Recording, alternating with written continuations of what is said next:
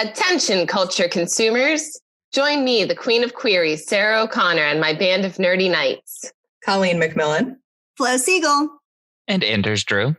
On Bohemian Geek Studies, where we take extremely dorky dives into our favorite fandoms, especially that Star Wars galaxy far, far away. Listen each week as we examine the stories that mean so much to us. Bohemian Geek Studies is available wherever you get your podcasts and is proudly part of the Forgotten Entertainment family. Hi, I'm Mike. And I'm Elise. Hosts of Crackin' One Open with Mike and Elise. A podcast about brews, news, and pop culture reviews. Every Friday, we choose a new craft beer from a different brewery and talk about the history of the beer, what's in it, how it was made, the history of the brewery, along with tasting notes and more fun facts. After that, come chill with us as we bring you the latest in pop culture news and reviews. So check out Crackin' One Open, part of the Forgotten Entertainment family. Ladies and gentlemen, please notice that exits are conveniently located at the front and rear of this auditorium. When leaving the theater, we suggest that the exit at the front of the auditorium will allow you easier access to the parking areas. Thank you. No, you're gross. You know you're gross. I don't. Oh, whoa, that's not what we do here on FC. That is what I do. Adjusting himself in his car with the lights on. He doesn't even turn the light off in his car. Gremlins 2. Don't look it up. Don't look it up. Dads, gotta love them. What have I done?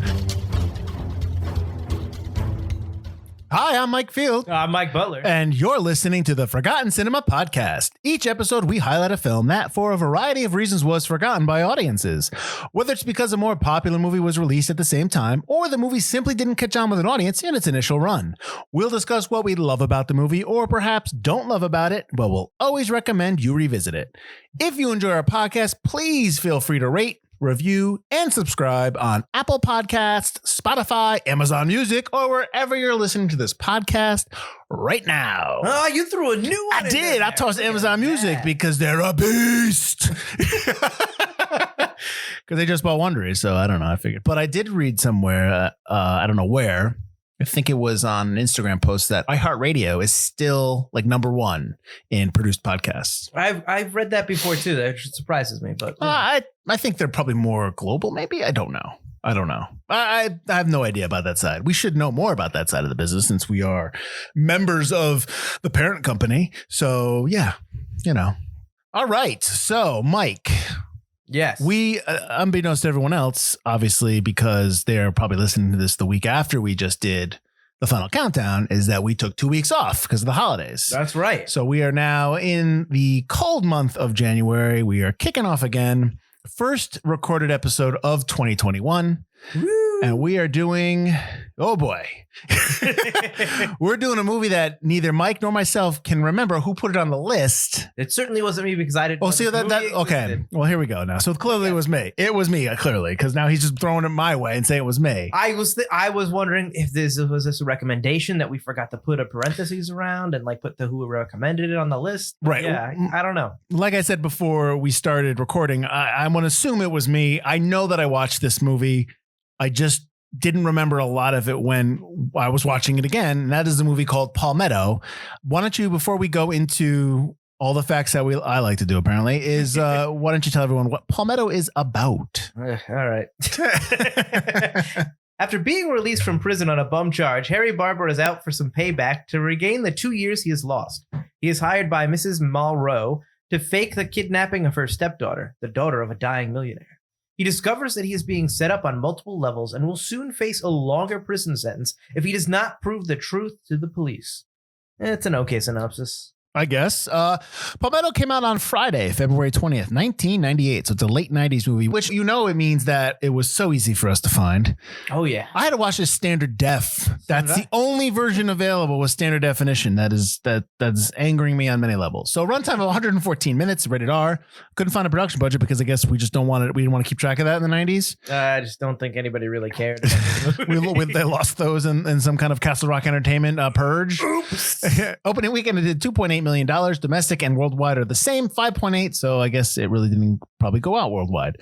Production company, Castle Rock Entertainment and Columbia Pictures, distributed by Sony Pictures Releasing. So this movie came out on the 20th. It came up against the movie Senseless, starring Marlon Wayans, which I did not see, and The Apostle, which is with Robert Duvall. I think he directed that. It was a wide release. Have you ever seen The Apostle? I have seen The Apostle. Yes. I forgot that was what it was called. Yes. In the limited release, you had Dangerous Beauty and Mrs. Dalloway, amongst others.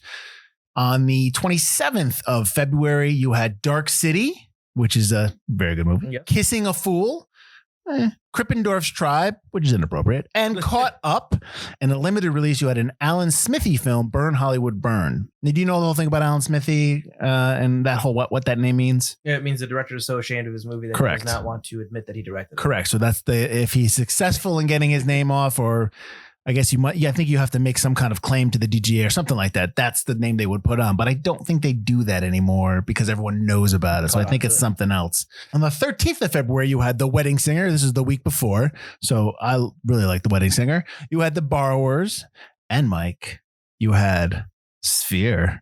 No, man, no. So for those who don't know, before we started this podcast in May of 2019, well, I guess the months before May, when we started recording the episodes, we did a practice episode for Sphere. And the reason why I always make fun of Mike is because we went into that episode where Mike likes Sphere, but we left that episode where Mike angry at me because I made him understand how Sphere is not a good movie.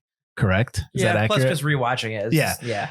I shouldn't say that it's not a good movie. It just has flaws. That's all. It's just a flawed film. It's just listen, not everything's a hit. We don't release it not because it's probably a fun conversation. It's just really rough. Oh, it's rough. It's like we were recording in my dining room, so it was windy almost. Like I think No, that was in the boss's office. Oh, did we record that upstairs? Yeah, we recorded that in her office. She let us use the office, and we didn't know where to put the microphones. Oh, right. Oh, good time. See Great. See everyone out there who wants to do a podcast, just start. It doesn't matter where you start. It's how you get to where you go. So don't whatever that means. So just don't. It doesn't have to be perfect. Just do it. So you also had a limited release on the 13th, Hurricane Streets and The Only Thrill. So this movie is directed by Volker Schlondorf. I'm really unfortunate that that's his last name. He's a German director. He has done Young Torless, which was won Best Foreign Film. I believe it was a 60s film. He's also did that win Best Foreign Film? Maybe The Tin Drum is what I'm thinking of. He also did The Tin Drum and more recently Diplomacy. He's in his 80s right now. Written by E. Max Fry. He has been nominated for an Oscar for Foxcatcher. He's also done Where the Money Is and Amos and Andrew.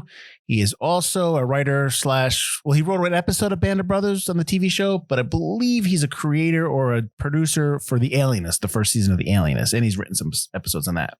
This is actually based on a book by James Hadley Chase called Just Another Sucker. For those out there, any Chase fans out there. So cinematography by Tomas Klaas. He did Fear, Showtime, Don John, and a bunch of music videos, Madonna, I think he did Lady Gaga. I saw a ton of music videos on his list. That's how you cut your teeth usually. Oh, no. Like, that's where the money is. Like now. Like that's what he's been doing throughout. Right. He doesn't do too many movies. He does a lot of music videos. Maybe he was put off after he did this movie. Composer Klaus Doldinger. I apologize if I said that wrong. Doldinger? I think you were right. He has composed the music for Das Boot, which is an awesome film, and The Neverending Story. Edited by Peter Prisgata. He has done Last Exit to Brooklyn, Paris, Texas, and Wings of Desire, and produced by Matthias Wendlandt. And he's produced mostly German films, none that probably anybody knows, and none that I knew. And it was he probably just works with Schlondorf. Schlondorf? Yeah, that's such an unfortunate name. Woody Harrelson plays Harry Barber. He is nominated for an Oscar for 3 Billboards Outside Ebbing, Missouri, for The Messenger and for The People vs. Larry Flint. He's also in Natural Born Killers, and he's fantastic on the TV show True Detective, the first season. Elisabeth Shue as Ray Mulrow, or Mrs. Donnelly. We'll get into that. She is in Adventures in Babysitting Everybody. She's also, we did her movie last season. Last season? This season? Last season. Last season. No. 2 seasons ago? No, last season. Trigger Effect. Yep. She was nominated for an Oscar for Leaving Las Vegas. She's in Cocktail, Soap Dish, and Hollow Man. She's very good in The Boys. Elizabeth, she's good in all these movies that I listed. She should have got more stuff, I think. That's one of my notes that when we get into it. Yeah. Gina Gershon is Nina. Nina is the girlfriend of Harry Barber. She is in Bound, Showgirls, Killer Joe, and Face Off. Michael Rapaport as Donnelly. He's in True Romance, Beautiful Girls, which we just did. Deep Blue Sea and Higher Learning. Chloë Sevingy as Odette. She's in the movie Kids. She's also in the TV show Big Love. She was nominated for an Oscar for the movie For Boys Don't Cry, and she's in American Psycho. Tom Wright as John Rennick. He is in the Barbershop 1 and 2, Murder at 1600, World Trade Center, and he is in a ton of TV shows. And if you've seen this movie and you look at the character John Rennick and Tom Wright, you probably notice him from Seinfeld. He's in a ton of Seinfeld. He plays the lawyer in Seinfeld, I believe. I believe he's in the last episode. I think. No, maybe I'm wrong. I don't know. Mark Macaulay as Miles Meadows. He is in Instinct, Bad Boys from Justin to Kelly. I know Butler's favorite movie. And the 2004 The Punisher. That not the TV show, but the actual movie with Thomas Jane. Rolf Hopp as Felix Moreau.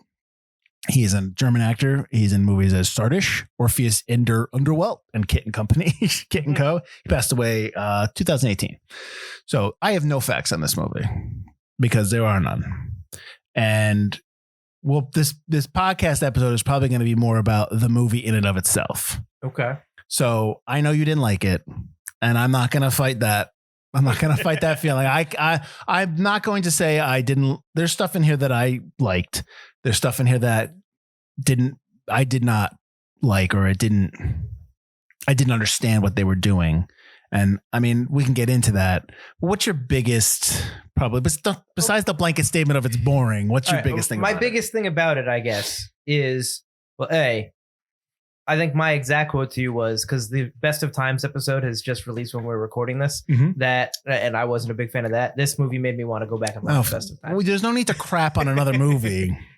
But I think my biggest complaint is my notes. I don't have many notes until about an hour into the movie. Like, that's when my notes start. That's when this movie starts. Like, this movie is my second note about this movie after, hey, it's a palmetto bug. It's the movie. It's boring. And then you finally get into the next hour and it's still a bad movie. It is not very good, but it becomes slightly interesting and watchable halfway through the movie. You have to slog through 50 minutes to get to, okay, here's the actual movie. But you don't recognize the staples of film noir as you're watching this movie, because that's what this movie is trying to be, a pulp kind of film noir, femme fatale type story. Absolutely. Yeah, those elements are in there. They just don't do it well, or they do it too much. They knock, much like Woody Harrelson knocks a guy over the head with a rubber flashlight, a clearly rubber flashlight. I didn't notice that rubber flashlight, but okay. It bends over. Well, it's movie making, man. That happens. They really wham you over the head with these moments, to the point where the characters are just absolutely ridiculous and stupid. And it's almost, some of the characters, especially Rhea Moreau, Elisabeth Shue's character, is just so overdone. It's almost like she's in a Naked Gun, like a Leslie Nielsen version of a noir movie. So I don't want to go from the beginning, but let's go with her character. Okay. I know Butler went through the plot a little bit. He gets out of prison and he's looking for a job and he can't find one. And she happens upon him in a restaurant, and you find out that it's not just happenstance. And she wants him to pretend to call, like, she tells him she is married to this older man who's rich, who's wealthy, lives on the island. Palmetto is down in Florida, lives on this island. He's super rich and he is ill. So, and he's just living out his days there. And she's considerably younger than him. And she tells Barbara that my stepdaughter, his daughter, is going to be kidnapped. She's going to disappear. He's going to think she's being kidnapped. Right. It's all set up. It's all set up. She's not. They're the stepdaughter and Ray are involved in it. All Barbara has to do is call and say he has the daughter, pick up the money. They'll split it. He gets 10%, which is $50,000. He's going to ask for $500,000. That's all it is. Right off the bat, you know that's bogus, because you know you're like, all right, something's up. Yeah. So they present her as a femme fatale. She comes in, she plays she's wearing tight clothes. It's hot out. It's constantly hot. It's either raining in this movie or it's super hot, or both at the same time. Everyone's sweating, everyone's wet all the time, which I kind of like that. We'll get into that. Yeah. That was one that fits within the motif of a film noir. So they take her character and that's how she's presented. And throughout the whole thing, you can tell, that she's been being manipulative, especially when they go and meet at the bungalow and to have the first initial meeting, and she basically makes a pass and they have sex and she presents herself like a dog. I know. You can tell, like, she's being extremely manipulative, and I'll get into Barbara's character, but in terms of her character, that's the whole way until the very end of the movie, when she goes insane, when she just acts like she's like doesn't understand she's a what's Batman villain. Right. She doesn't understand. Like they have her surrounded. She just comes out like, "Hey, boys," and it's like you don't try to. It was a little weird in terms of her character arc. Oh, absolutely. And then she's looking to Harry like, "Oh, I love you. We're gonna be together." Yeah, it was. They were doing stuff like that. He gets back in the car and she's like, "Oh, I guess it's over between us." Yeah, her character did a complete 180. And if that was the intent of that character, if she was always meant to be unhinged in that way, there needed to be more of that within the beginning of the story, in the middle and stuff like that. Because what we understand is that she is married to Donnelly because she is Mrs. Donnelly. Right. Right. Because you find out she is not Felix's wife. She's actually works at the house. And she's married to Michael Rapaport character Donnelly, who's basically like a bodyguard. Oh, they're not married. They're going to get married. Oh, okay. Once they take the money. Excuse me. So they're together. So, but then you discover that. But so, yeah, her character arc is a little... It ends a little weird, and I think that's a direct reflection of the fact that it didn't do enough within the bulk of the movie to reveal that to you if that was her ultimate ending. What would work is because the whole movie I'm watching Elisabeth Shue act in this, and I know she's a great actress. She's really good, but they're just using her to this ridiculous degree. It's like, I know she can act, so this isn't her fault. It's like she's being told to overact to this ridiculous degree. But if they played up that crazy angle a little bit more throughout the film, then I can forgive that overacting because that's what she knows. That's how she thinks. She is insane. Well, I will say this about Elisabeth Shue. You can definitely tell there was a real considered effort because this movie comes out in the span of Trigger Effect and Leaving Las Vegas. She clearly was picking roles to present herself in a different light on screen because in Trigger Effect, she has that scene with Kyle MacLachlan and she's flirting with with her husband's best friend and she's very sensual and a seductress. Leaving Las Vegas, she plays a prostitute who is she might be like, hey, I'm just saying I have limited time where I'm going to be this. Well, she clearly was picking roles that she are different from what she came up as. Right. Maybe she wanted people to look at her sexually like that. And of course, I want you. That's fine. Well, that's how you get jobs. That's how you get different roles. You show that you can do other roles. And in a conceited actory way, you want people to really want you. That's a thing. Listen, Meg Ryan did it in The Cut for the exact same reason. I don't. That's fine. Oh no, I'm not saying anything wrong with that. It's not that she is overly sexual. It's that her character is like when she presents herself like there are some more subtle, more sexy ways where I'm less uncomfortable. Okay, well, what Mike's referring to? Why don't you explain the scene that you're referring to? In the bungalow, when she's first telling Harry about the job, the specifics of the job, and they have this ridiculous conversation where Harry basically gets her on tape admitting everything about. Well, she doesn't know, whatever. but yes, she doesn't know that. She's trying to get Harry to work, to like basically be putty in her hand, essentially. So she's trying to, seduce him. Very classic noir stuff, but she does so in such an overt way to the point where she literally throws herself against bungalow doors and goes, ah. Well, wait a minute. Hold on. Oh, first because he searches her for a wire. No, the wire was first. First, he searches her for a wire, and it's ridiculous and overly sexual, which that's more about Harry's character. And then she goes, okay. And then she throws herself against the bungalow doors and literally sticks her butt out. And she says, search again. But she's absolutely just presenting herself like that. It's so overdone and ridiculous that I have seen similar situations in noir type movies that aren't quite so uncomfortably ridiculous, I guess. I don't think it's as ridiculous as you're saying. I think if it's at an 11, you could dial it back down to an 8 and it works. You know what I mean? It's just too overdone. Right. But like you said, if they played up that crazy angle at the end, I understand, because I would believe she's playing a character that she literally thinks she's a femme fatale. If we got any hint of that at all, that she thought of herself as this character, maybe she likes film noirs, maybe she wants that better life, maybe that's how she thinks of herself, something like that, which maybe in the novel they expand upon, that would work. There's not enough done for her character, but also that scene is indicative of Harry's character, so which we can get into as well. We don't know anything about Harry. We really don't know at the start. We know he's in prison. You find out later why he's in prison, but he went into prison an honest man. He went into prison a man on principles. That's one thing you do learn right at the beginning. You don't know why, but you do learn he's a man of principle because when Rennet comes to pick him up, they kind of talk about that. Like, the town's clean now, Harry. Yes, but he's a principled man, right? That's what we get told. Exactly, but his actions in the movie are not that way. But I think I know what they're trying to say, that prison changed him. But I need to see that. I need to hear at least a story about that. Like if he went in a principled man, but prison for 2 years on a crime he did not commit, that he got framed. The indication is that it almost made him a criminal. You know what I mean? You get a sense of that at the very beginning when he yells at the judge's TV. Yes. Yeah. Where are my 2 years? Where are my 2 years? Yeah. Like, it's great that I'm free, but what are you going to do about the 2 years? And then you get that at the end. And when he's talking to Nina and she asks him why he did all that he did. Right. And he tries to explain it, but then Donnelly comes in and it completely interrupts. There's no There's no explanation. There's no even a scene where it shows how Harry has changed or it shows his mindset. So there's a missed opportunity there. But also, well, you do get Chloë Sevigny's character also when he tells her about the job. She goes, "Oh, so now you don't want to let money go by again." Yeah, but I need something more. That's Let's put it personal motivation. Yeah, that's more. Yeah. But here's the other thing with Harry. He's bumbling, but not. Yes. He's a tough guy, but not.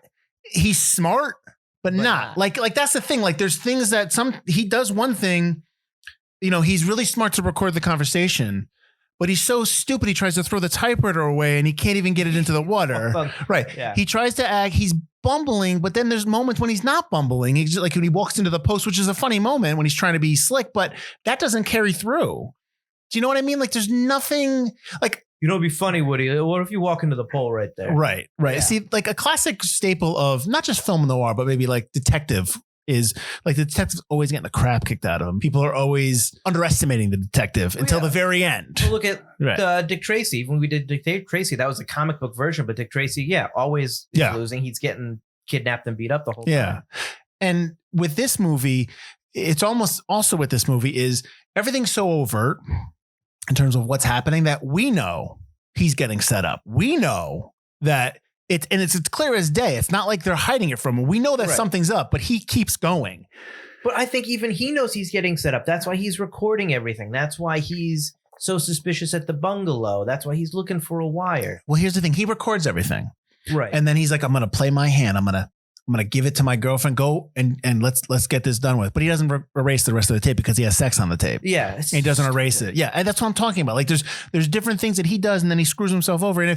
And if that's part of his character, I need to understand that more. Oh, no, absolutely. When he picks up the money and he tells the rich guy, drop this money off, just throw it out the window at this flashlight and I'll come pick it up. He's in his car. Right. I immediately see the tire tracks. It's the first thing I thought was, well, they're going to trace those tires back. And then he walks across the mud. I'm like, well, they're going to see your footprints. Mm-hmm. It's like all of that. And then they get there and there's a cigarette on the ground. And it's just like, and they're identifying these things. You're a reporter. You've only been in prison for 2 years. And then you go, oh, DNA? Yeah, right? It's 1998, man. I know. Yeah. Agreed. If this was 1961 when this book was written. When's the OJ trial? 94? Yes. So that was a big part of the trial, DNA. How does he not know that? He's in prison. No, see, it doesn't add up. And he's not in a hardcore prison. He's in a white collar prison. Yeah.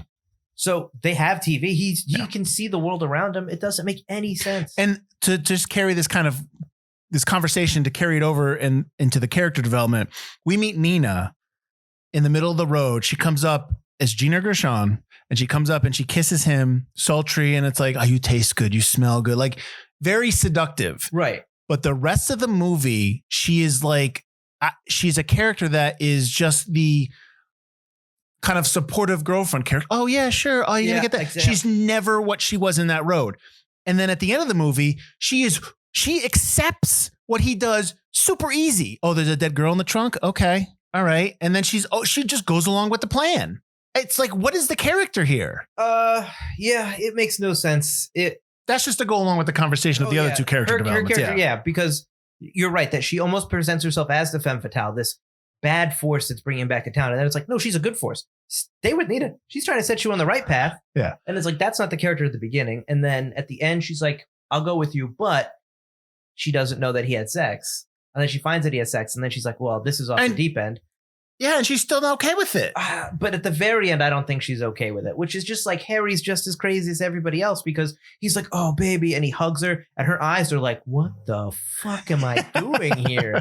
And it's just, that's the one part of the movie where I was like, that's a real character. Because even Rennick pisses me off because he's like, Harry, buddy, what's going on? Harry doesn't like you, dude.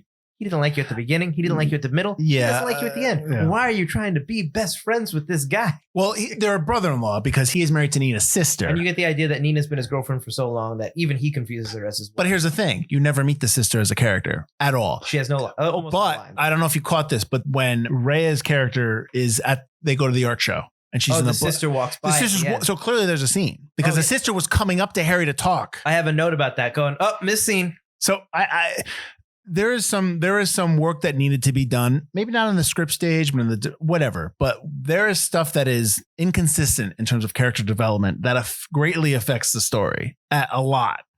Oh yeah, it's an hour and 49 minutes. It's almost 2 hours. Yeah. Why isn't it 2 hours? It's the same length as. I mean, not that I wanted more of this movie. But the editor, the director, if there are other scenes, didn't go, well, we might need that to explain these characters. Like, did they just look at this as if the case was the only thing that mattered, as if the mystery was it? Because the mystery isn't compelling enough because it's such a personal mystery that you need these characterizations because they are the mystery, the case involved is so tied to these characters that you can't just be like, there are some movies where that works. The story is what's important, not the characters. It's not the case in this movie. No, there's parts when he goes to when the DA brings him in they want to hire him as a press liaison. Yeah. And he just overtly acts guilty. He acts guilty. And Rennick's a cop. Oh, Rennick yeah. should have known that immediately. He just is like, whoa, what's going on? It's like, and then the best part about it, it's a Sunday.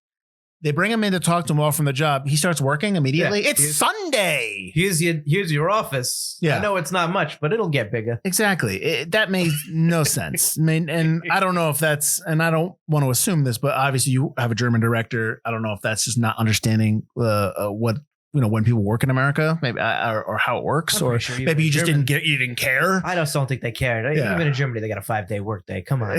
But it's just like, I'm sitting there going, it's Sunday. Why is everyone in this office? Why are we getting to work on a case that is not technically ours yet, but you've discovered a bank transfer and nobody's asked you for help, but you're preparing to start working on the case and you're acting like it's already your case. Right. I can understand the DA and the assistant DA being in the office.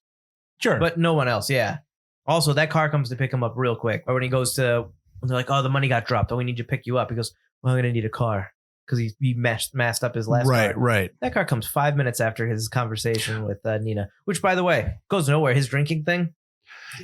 Yeah, I was going to say that. Is it a trope now in movies where if you're an alcoholic or somebody who abuses alcohol, not an alcoholic, but just somebody who doesn't want to drink anymore, you always buy yourself a drink and never drink it? Is that a trope now? Because I say that too many times.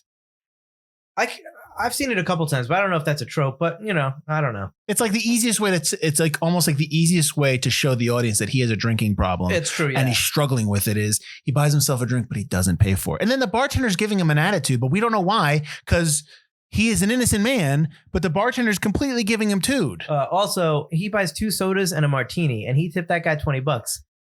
Why are you being mean to this guy? Yeah. He tipped really well. And while we're sticking on the restaurant beat, so Barbara gets a job and he's going to make the threatening phone call. Why do you use the restaurant you frequent often for the phone call? Why? I was thinking the same thing. Why, when you get to the DA's office and they say, "Hey, we'll figure it out," you get on the phone and you call your accomplice through I mean, I just don't understand it. Because he's an idiot. Yeah, honestly. Who records everything for who knows why, so that he could write his book at the end. Yeah, there are major character decisions and major character developments that happen in this movie that I don't understand what's going on. And I either maybe we're missing scenes. Maybe we're just, I don't know. Maybe there's some kind of lost in translation where I'm not understanding the story they're telling me. Because it's a bad story. But I get the plot. I understand the plot. It's not hard to make out. And the twist at the end, it's interesting. Yeah. At the very end. Yeah. When you realize that she's not even, I just assumed she's not even his wife. Like she's saying his wife, the daughter wasn't even the daughter. Right. So that stuff was interesting. I appreciated that. Because it's based on a book that may in fact be good. Yeah. But the movie itself is just a bare bones version of a book. It's like they bought the rights to the book for $20 and they were just, I can hammer this out in a night. It's like, I wonder how many passes this went through in terms of the script. The only note I have is that Ray Liotta was up for Harry before they Woody were Harrelson considering came him forward. or something like Considering that. But this is 98. So you're having Goodfellas is what, 91? That's why Ray Liotta's hot. That's why. Yeah. It's just, and like the scene when I was really done with the movie, it's the scene when Harry is right after Odette dies and Odette's in the trunk of his car. Odette, quote unquote. Right. Chloë Sevigny's character. And he's driving on the rainy road and he's freaking out and he's all over the road. He's trying to get a cigarette and clearly there's a giant truck coming at him with bright lights right in his eye. And he's just still driving, trying to get the cigarette, go shoot, shoot, shoot. And then all of a sudden the truck beeps his horn and Harry goes, ah, like a cartoon character. Right. I got up, paused the movie and went to my refrigerator and grabbed the soda because I was like, I'm going to go to the bathroom real quick. I'm going to grab a soda. I need a break from this movie. That is awful. That scene is awful. I didn't have that kind of moment, but I will say that one moment that I realized, okay, something's missing here. Something is off. They're not paying attention. Right. And this was at the end. That doesn't necessarily mean that this was shot at the end of the movie. This might have been, who knows when this was shot during the production, but Harry helps them out and he gets them to admit on tape that they did it. And they come in and then the DA's like, arrest him because he obviously was involved in the crime. He's like, what are you doing? And he goes, I got you reelected. And I'm like, it's only been a couple days. Exactly. What are we talking about here? Like you got the job maybe 4 days ago. You got him reelected. How is that? That was just nonsense. Somebody else died. This is still a huge blunder of a case. Nonsense. That was just nonsense. When he's shocked that he gets arrested, it's like, yeah, you're getting arrested. Yeah. It's like a double homicide. Oh my God. It's so dumb. Yeah. Well, I mean, I think that told me that, okay, we're just not making a connection here. There's something way off about this script, about this production, because they're clearly just like, is that a line he threw in there? How long am I going to be in jail? Probably just long enough to write this book. Yeah. When he's in the bungalow and they find out from the dude that he rented it. And that guy's voice, I don't know if he's fake. It sounded like a fake voice. It was like a surfer dude voice. Yeah. Yeah. So, and then Harry runs and the cop fires on him. With a woman and child. Yeah. Like there's people in the background on the beach and the cop's like, boom, boom. I'm like, what are you doing? Riddick's like, whoa, man. Yeah. And then Harry gets shot in the arm. He's right in the shoulder. Yeah. Bleeding out. He's running through the rainforest, this rainforest, the jungle. This guy in a trucker hat picks him up and goes, well, maybe you shouldn't be running from the cops. So clearly everybody knows Harry's guilty already. I mean, I think if you're in the Everglades and you notice somebody's running with a bullet hole in your arm, you're like, yeah, okay, what are you doing? First of all, the Gators should have gotten him already. Well, there's a lot of bodies in the Everglades. Yeah. Bleeding out like that. He must smell good to those Gators. But he picks him up and goes, well, maybe you should go back to the courthouse. And so Harry's all of a sudden like, yeah. That's this one random redneck says you should go back and turn yourself in, and that's you're right. Yeah, you're running through the jungle for 12 hours. And they devised this harebrained scheme to within a night, in an hour. Yeah. And he's dying. He's clearly bleeding out and dying in the jungle, and all of a sudden he's good enough to do this case. But his plan was not to go to the airport. We're at the airport, right? At the end, they're in the hangar. They're in the hangar of the airport. Was it an airport or was it? Yeah. It's an airport, yeah. That's not the plan. The plan is to actually go to the house because at that point, he doesn't know that she's not not the wife. And he goes into the room and he knocks over the lamp, so he's clearly not sneaking in properly. Leslie Nielsen's again, yes. And she's there waiting, like she's just sitting there, like, and she surprises him. Like, what was your plan? It's just, there's just, again, there's decisions that are made here that I sit here and I question. I go, I don't understand what's going on here. Well, now we have spent probably the good part of a half hour. I don't know how long it is, but crapping on the movie, right. or at least maybe there's some stuff that you liked. There's a little bit of stuff I like. I like when noirs are set places other than LA, Chicago, or New York. Well, it's a great locale, yeah. I really enjoy the Florida locale. I enjoy that Palmetto is a small town, but it's not the smallest town. It's everywhere USA, but because it's Florida, it's got an interesting look to it. And there is definitely a different look between where Harry is compared to like where, the island is, where all the rich people live. That's cool. I enjoy that. It's grimy, it's sweaty, it's wet, it's dirty. Like I like that. Florida than you usually see. Yeah, it's not Miami Beach, Florida. Yeah, which is another noir trope. Is I guess Miami is actually something there. Noir state. But yeah, the Florida Everglades or the Florida like down in that like the towards the equator is a great locale for this type of film. Yep. And there's been other film noir movies that have like I told Butler before the movie I wanted to go watch Blood and Wine again because I wanted to kind of watch something that was good that did it right, but I couldn't find it because God forbid you can find a 90s movie anymore. But anyways, 70s, 80s, 2000s. So something's happened with the 90s films that we try to do in this podcast where they just either we can't get an HD version, we can't even get a Blu-ray or a DVD, and if we do find it, the format's off. Yeah, I don't get it. I don't understand what the deal is. Somebody needs to explain that to me. Worse than the 80s movies. I think what happened is the 90s was filled with so many really good movies that were really popular.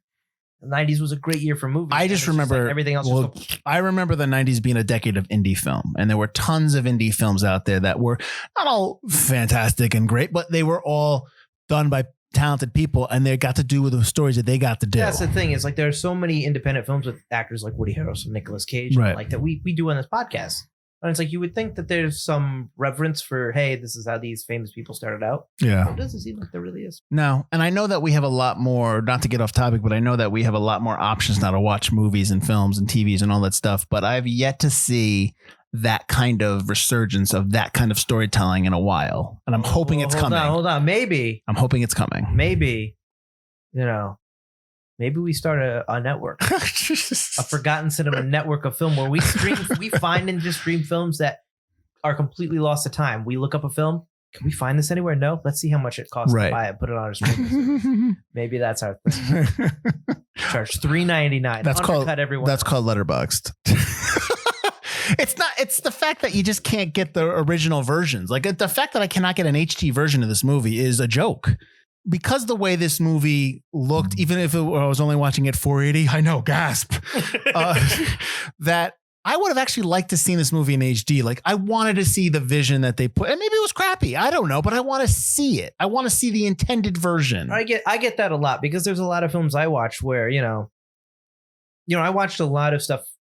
I mentioned on the podcast that I was probably too young to have watched back when I watched it and probably didn't have as much respect for it back in the early 90s when I originally watched it.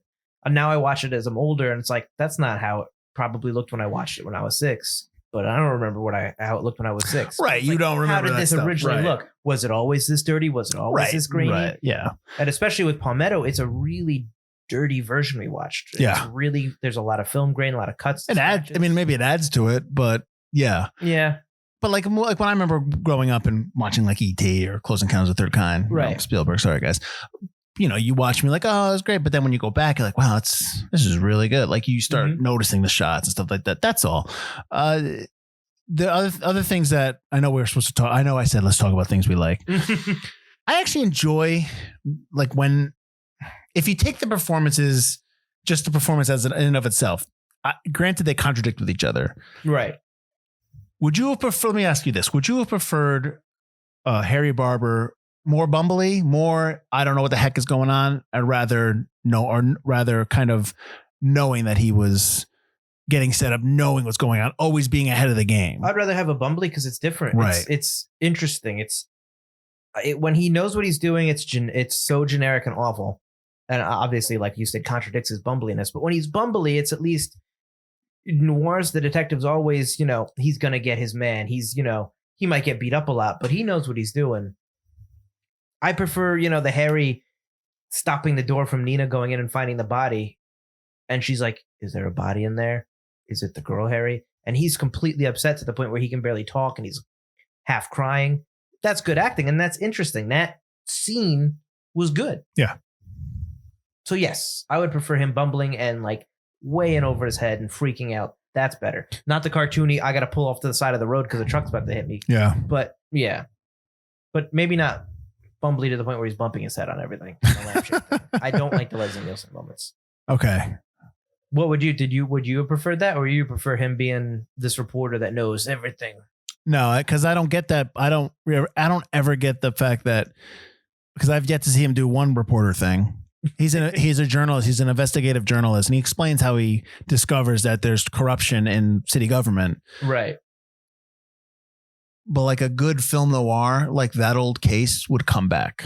And I know that the Rapaport stuff is supposed to be that, where the Rapaport's character Donnelly purposely turns state evidence and he exonerates Harry because they want to get Harry out of prison because they think that they can get Harry involved in the scheme and then frame him, which is so stupid. You couldn't get any other person.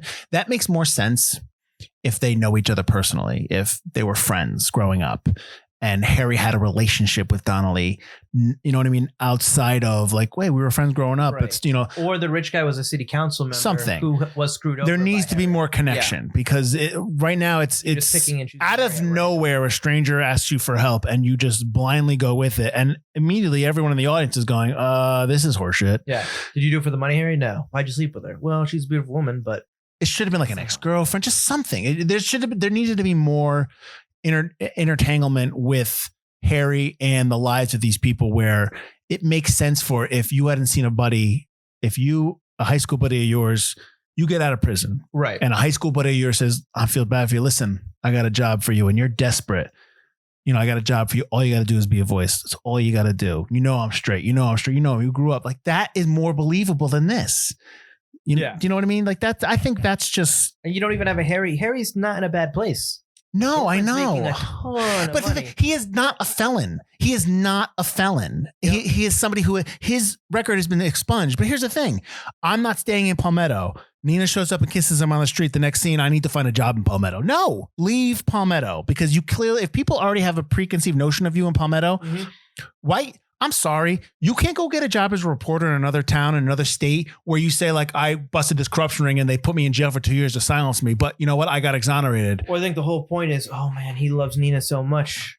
But you don't get that because he immediately cheats on Nina with no remorse. Yeah. It makes no, there's a lot of things that it's like not thought through. You know what else is gross? Okay. Hey, what the fish comment? It's like I smell like fish, and then she smells like his face. But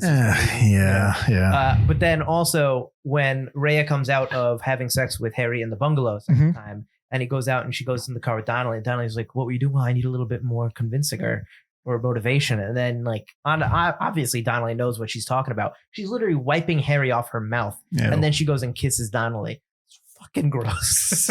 Well, they're not good people. I mean, but again, we're supposed to be talking about things we like in this last end half of the podcast. Well, I'll tell you. Okay, so I'm going to tell you one line that I like in this movie, but it's just going to turn into me giving you. It's a comment on the movie. So one of the opening lines of the movie is Harry goes, "I tried writing in prison, but I couldn't." And his quote is, "Because there's nothing worse than a writer who doesn't have anything to say." And that's completely this movie. And I'm not trying to rip on Emax Fry. I am not, because we always talk about it takes a village to make a movie not well and to make it well. So that is not it's just, that's what it feels like when I'm watching this. That it's just like, there's nothing, you're telling me nothing here. Like I feel no remorse about the Harry character. Like when he's writing at the end in his prison cell, I don't care. I do like the fact that he starts doing the credits out on the typewriter and then the credits roll. I thought that was interesting. That was clever. That was yeah. So, but in terms of like the story is just, okay, I watched it. I got nothing from it. Except maybe like a performance here and there. I already knew Elisabeth Shue was a good actress, so I didn't really need this performance to verify that. I was surprised how good Gina Gershon did as Nina.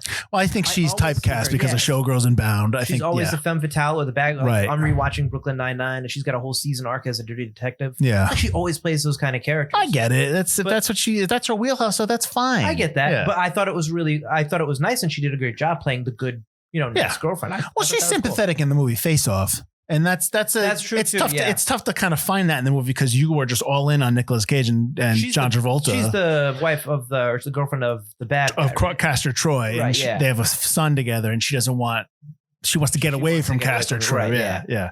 But she's good in that. It's tough. It's tough. And Showgirls is tough to get over. Like in terms, I know it's great. It's great fun. It's great pulp. Like over the top. It's hilariously terrible, but it's fun. But that affects you. It affects your career. Yeah. But her playing like a nice character, I thought was nice. Yeah. One thing I wasn't a big fan of. I just want to write I just want to write this note out. So Harry only writes on a typewriter, right? So everything he does is on a typewriter. Right. So he wrote out the notes to the rich guy, put this here, I have your daughter, whatever. All right, now I got to throw out the typewriter. Why do you have to throw out the typewriter?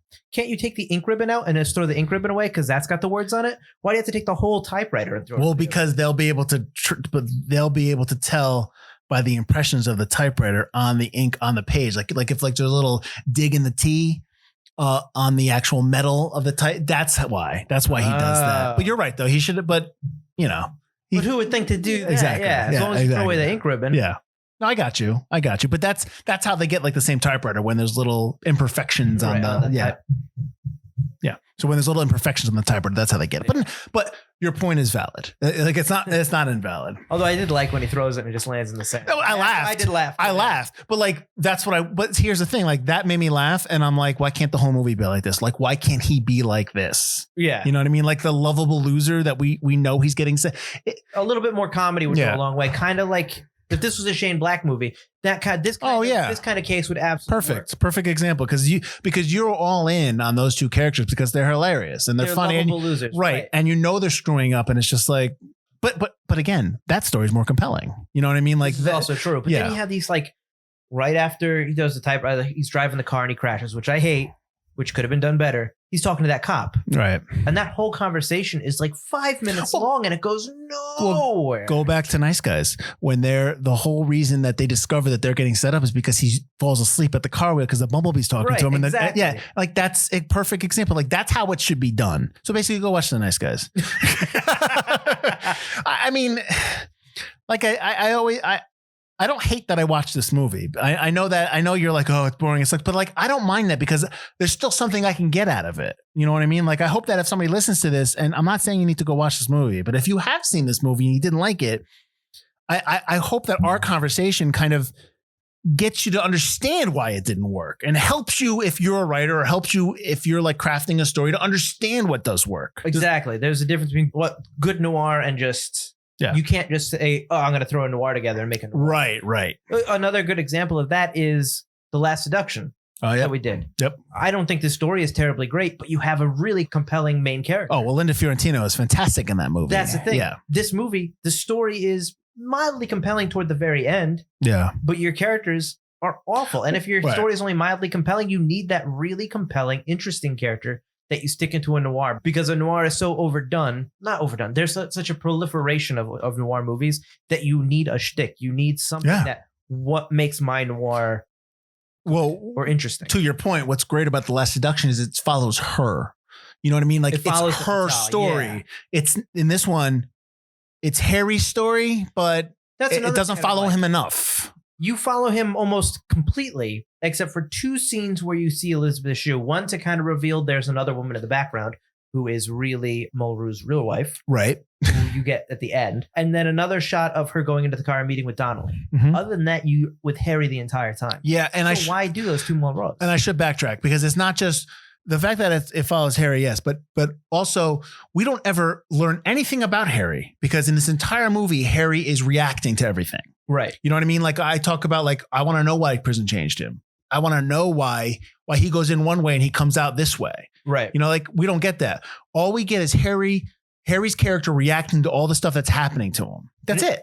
His reaction to hit the guy over the head with the flashlight is also completely out of character. Well, here's the thing. Nobody's in the parking lot. Nobody's in this packed parking lot that can see you do that. I rewound the movie after after the movie was over. I rewound it to see. So the guy who he hits over the head with the flashlight starts describing Harry, and his buddy goes, "Well, Harry, he could be describing you. You know it's Harry. I know. Why is he so stupid? I know. All these hints should be playing Harry. I know. Give me that angle. And also, the guy who's describing Harry never freaking sees Harry because I rewound it to the point where he hits him over the head with a flashlight, and at no point did that guy turn around. He hit him over the head from. You don't know who got you knocked out, dude. I know. Makes me so mad. All right, calm it down. Chloë Sevingy is really good. She's a great actress. I think she gets overlooked too much. I don't know if you've ever seen the TV show Big Love. Have you ever seen that? No, I know she's supposed to be really good. The whole show is really good. And it's one of the shows that they were able to end it well. I think too many people, not discount her, but just overlook her. But she's really good. I think that one movie she did kind of derailed her career. Oh, the Brown Bunny? Brown Bunny. I understand. Kind of put her on. Yeah. But now she's coming back. But yeah. But here's the thing. She's an actress and actresses take risks. And exactly. Yeah. If you're not in the business and if you don't understand that, if you're somebody outside looking in, if you don't understand that, you need to understand that. Like, people take roles to take risks. That's what they do. Some actors are like this. Some actors and actresses aren't like that. They play it safe. They only know what they want to do. But Chloë Sevigny is one of her first movies with kids. Kids is messed up. Kids is a messed up movie. Yeah. And but you know what? She's a really good actress. So she has been in a ton of stuff. Like, she's great in American Psycho. Like, even like when she discovers what he is. So she's really good in Russian Doll. Yeah, no, absolutely. No, I don't understand why this has become a defense of her, because she's great. There's no defense of her. I'm just saying. Yeah, no, I hear you. No, I agreed. Agreed. Really all right. So why don't you tell everyone where they can find us? Because I think we're done talking. Oh, why do you think this movie's forgotten? Oh, should we go? The entire movie has been, I think. Oh, no, this is a bit. Yeah, this episode is why the whole episode is but it's like, it's not forgotten because it's such a good movie. It's forgotten. It's forgotten because it's flawed. It's extremely flawed. I'm wondering if we put this on the list because you were like, it was probably one of those moments where we were doing another noir movie. And you're like, what's a good noir that takes place in Florida where it's all hot outside Palmetto? And I was like, oh, I'll put it on the list. I never saw it. It was probably some kind of like, yeah, I mean, not really like you remembering how good it was. But I think, like I told you off air, I think I'm confusing some of this movie with another one, and I don't know which one it is. I don't know which movie I'm confusing it with. Because like I told you, I have this image of something where it ends in a parking lot. Yeah, you have the end of a different movie in your head. And I don't remember what movie that is. But I do remember that was Florida. You know what I mean? Or it was a hot climate. It was a Florida noir. But who knows? Maybe I'll figure it one day. One day we'll do it on Forgotten Cinema. Season 73. Right. So now tell everyone where they can find us. You can find us at ForgottenCinemaPodcast.com or ForgottenEntertainment.com, as we are part of the Forgotten Entertainment family. You can also find us on the social medias at Forgotten Cinema or Forgotten Cinema Pod, depending on where you go. We post every weekday. We have fun little commercials every Thursday about the episodes coming out. Please feel free to email us at ForgottenCinemaPodcast@gmail.com. Give us your movie suggestions. We won't do them right away because we have a big list of movies, but we promise we will get to them. Also, obviously, you can find us wherever podcasts can be found. We are everywhere. Join us next week as we talk about the 2011 Tinker Tailor Soldier Spy.